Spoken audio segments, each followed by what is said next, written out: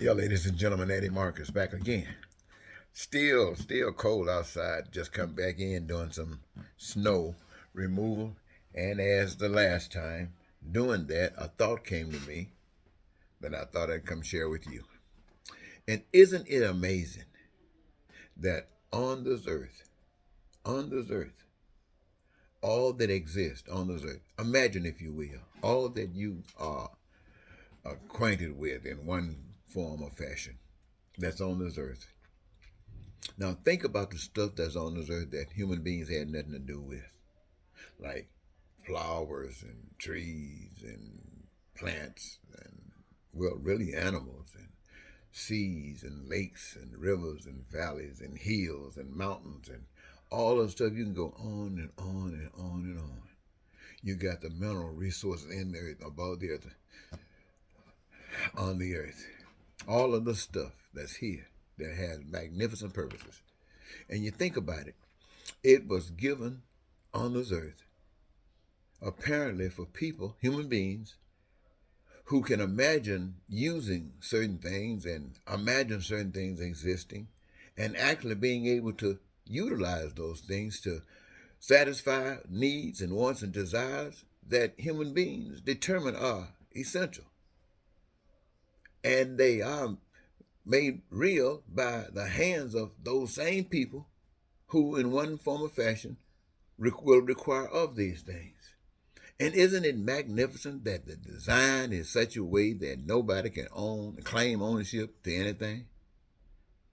All things that are made were made in unison, made in harmony, made in partnership with the human race, with human beings, with one another. Whatever specific you do, whatever your gift is, whatever your talent is, wherever you work at, wherever your career existed, all of these things work together with others and others and others to have an outcome of what we have in existence. So that is still human beings working together collectively for the benefit of satisfying the needs and wants and desires of all the people, that they might live in peace and be prosperous, have freedom and joy and happiness. This is, my friend, what it's all about. And it came to me that how magnificent it is for that to happen.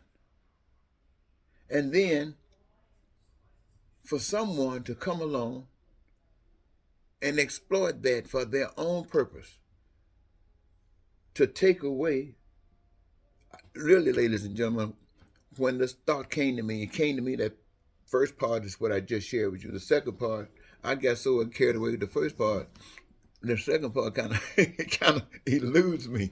But anyway, I know what the constant reference is.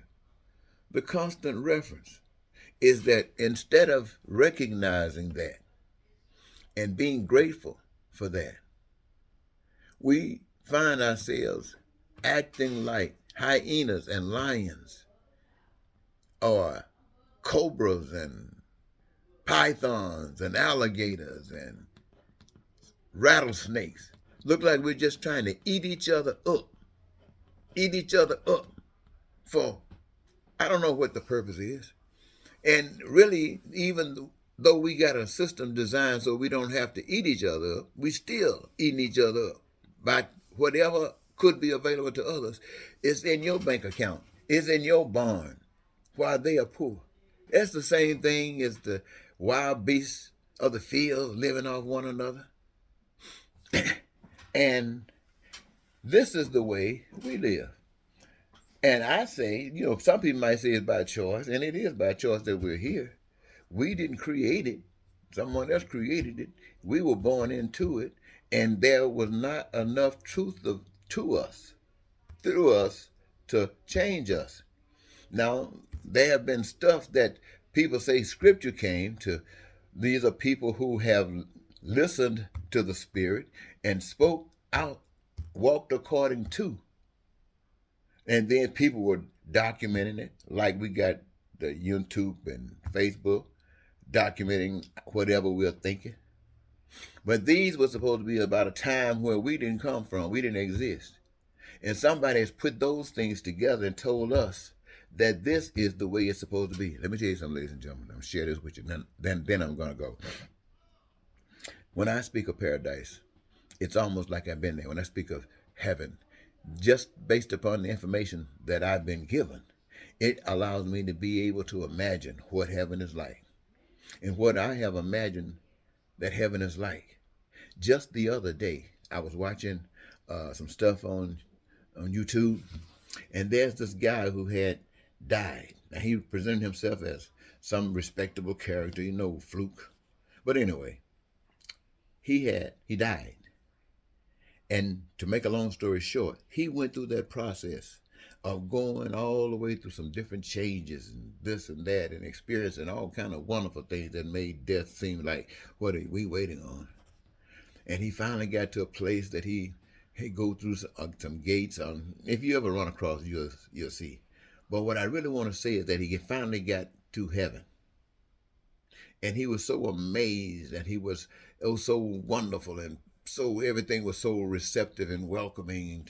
But he just had to, I want to see Jesus. I got to see Jesus. And he started getting into an area where he could feel the presence of Jesus. He fell down on his knees, bowed his head, because you just feel the majesty. And he was just glowing and feeling. But he looked up and he saw, we were looking at Jesus' feet, and he was looking on up and how beautiful and welcome his feet were. He looked up at his, and he saw Jesus' knees. He saw just how welcoming Jesus' knees were. And anyway, make a long story short, he found that whoever produced this setting, who made all this beautiful scenery. I mean, this was a beautiful production. Beautiful. Absolutely fantastic. So I know this brother who, even though he might have been an upstanding citizen and all that, he didn't do this. He might have told the story and somebody else did it, and he's narrating, he's there. But then they got to the part where the camera came on us because he wanted to just look on Jesus' face. He looked on Jesus' face. And I don't know and he just kept on glorifying the story he was telling. But what I saw right there was white supremacy. I saw the same Jesus that they put in that book, a picture of that same Jesus that they put in that book. It had nothing to do with what the scripture says about Jesus. I saw that same picture. And now I saw a black man, another human being, on his knees with his head bowed, talking up to this, what they put before us since we've been in America, telling us where the power is and who we should look up to. A power that's willing right now to take away our rights. The power that's willing right now to gerrymander in such a way that the process doesn't even work for us. Not only that, to dictate exactly what we should do, what work we should have, and how much they should pay us, if we should receive Social Security or not, or if you should raise your kids or have kids. They just want to tell us every dead bastard thing. These are the same people that did that to a race of people. And now they put that up in the book, in the Bible. And it's been there all the time. And so what does that say? Even though I've imagined all the way up to this point, to what this brother said, I observed what was done there, but I didn't get critical. I watched the finished. And on the finish, he ended up right in the same area that I was in. And the only distortion was what they did right there, which indicated to me what the message, whoever put this production together was trying to send. He wanted to make sure that this did not get left out. And you got it consistent with the other stuff that you're being taught. And this guy didn't have, I guess he was just saying it didn't matter to him.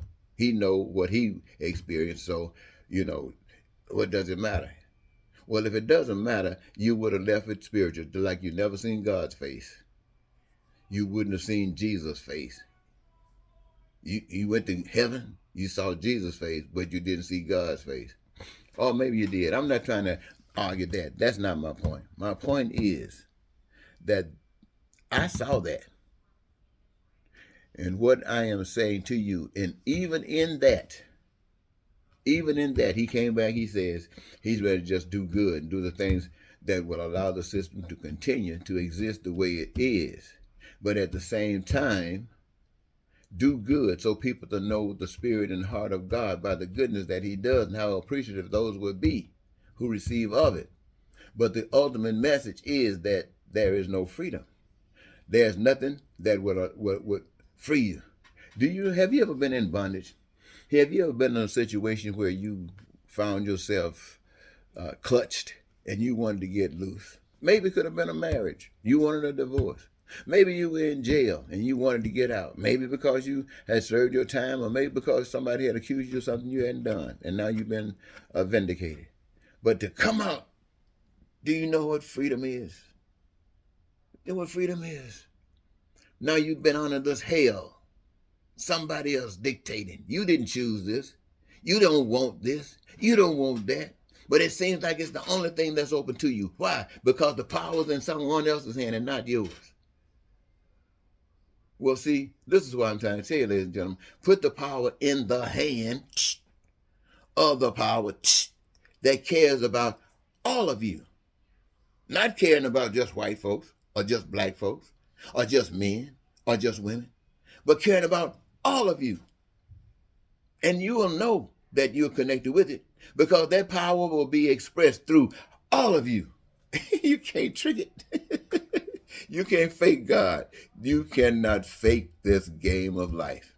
The real ones in hell like this will be killed. And they will continuously kill until the masses of the people start coming around and saying, wow, heaven must really be something, and this story must be really true, the way people are giving up their lives to ignore what's going on that we're going through every day. When the people start being drawn like that, then the deaths will stop. Then changes will start happening in society. Then you might be able to call yourselves progressing from that animal attitude, that wild beast animal attitude. But until then, the real people out here that's about God, they gonna be killed. Right now, I'm telling all of you people out there that are playing with God. Your pastor out there with a limousine and jets, talking about he carrying the message of God. Why isn't he on the front line, standing up, letting the light shine in his actions rather than his words? He's glorifying. And look, I want you to understand this. Ooh, I didn't mean to talk this long. Understand this. The beautiful things of life, the cars, the houses, the swimming pools, the jets, the planes, the rings, the diamonds, all of the stuff is from God. God is not against that. But what are you doing to get it? You are selling your souls to get it when it is free. It is free in God. When you're using God's plan, everything in life is free. When you're using God's plan, let me say it again. When you're using God's plan, everything in life is free.